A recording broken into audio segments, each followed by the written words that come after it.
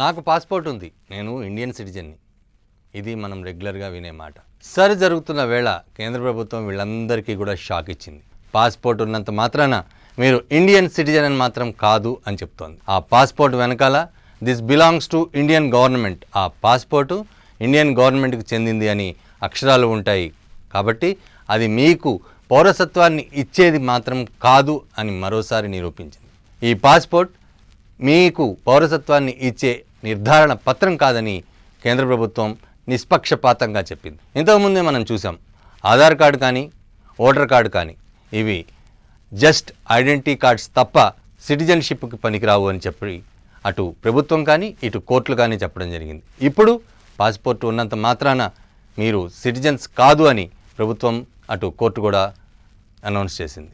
మరి Indian citizenship ఏ విధంగా వస్తుంది? అయితే నేను ఇండియన్ సిటిజన్ అని ఎలా చెప్పుకోగలం? ఇండియన్ సిటిజన్షిప్ ఎలా వస్తుంది? దీనికి గవర్నమెంట్ అనేక రూల్స్ ఉన్నాయి. ముఖ్యంగా 1950 జనవరి 26 నుండి 1987 వరకు జన్మించిన ప్రతి ఒక్కరూ కూడా ఇండియన్ సిటిజన్స్ అని ముందు నుండి కూడా మనకు చెప్తున్నారు.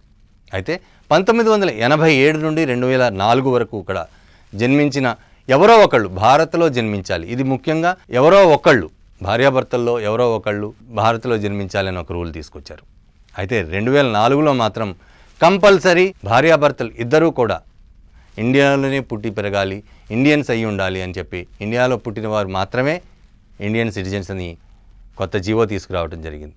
ఒకరు భారత్లో పుట్టి మరొకరు వేరే దేశంలో పుడితే వారు మ్యారేజ్ చేసుకుంటే వారికి మాత్రం పౌరసత్వం రాదు అని చెప్పడం జరిగింది. 1987 నుండి 2004 వరకు ఈ సిస్టమ్ ఎవరో ఒకళ్ళు భారతీయులై ఉండాలి, భారత్లో పుట్టిన వాళ్ళై ఉండాలి. కానీ 2004 తర్వాత మాత్రం ఇద్దరు భారత్లోనే పుట్టాలి అనే ఒక కండిషన్ తీసుకురావడం జరిగింది. ఆ జీవో ఇప్పుడు దాకా ఉంది.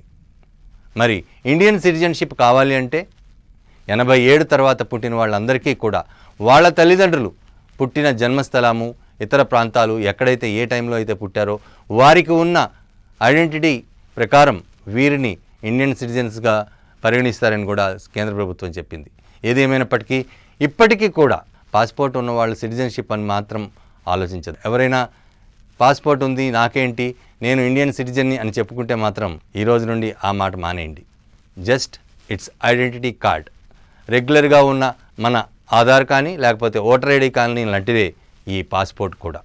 అలాగే ఇప్పుడు సిటిజన్షిప్ కావాలంటే డెఫినెట్గా మీ తల్లిదండ్రులు 87 లోపల, అంటే 1987 లోపల జన్మించిన వారే ఉండాలి. వారికి నిర్ధారణ పత్రాలు ఉండి తీరాలి. వారు మాత్రమే సిటిజన్స్గా పరిగణిస్తారని కూడా కేంద్ర ప్రభుత్వం చెప్పడం జరిగింది.